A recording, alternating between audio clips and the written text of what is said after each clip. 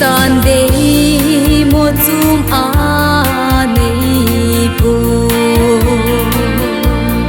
lung ko thong in ama kum zon leo hen aman khu ze lama dei chu ma ngai lu na nei ta a san đi san ha tâm na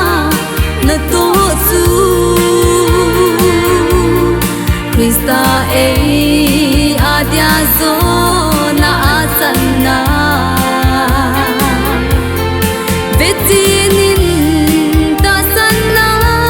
ti sing leo hen sing va va Krista ei salva sing di Krista tu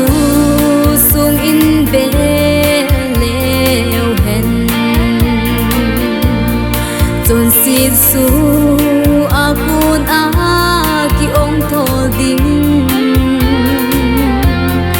ama thi san za la ku sum a pathin ngai dam na chang i hiu ve san ha tâm na na to su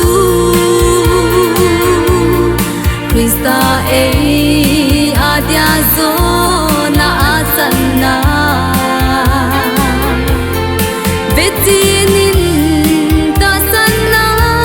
ti sing leo hen sing va va Krista ei salva sing di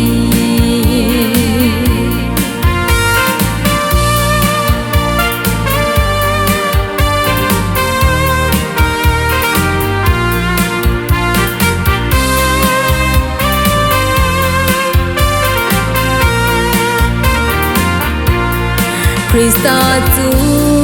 cốt hôn pi leo hen ama hung sung ha a en hamun di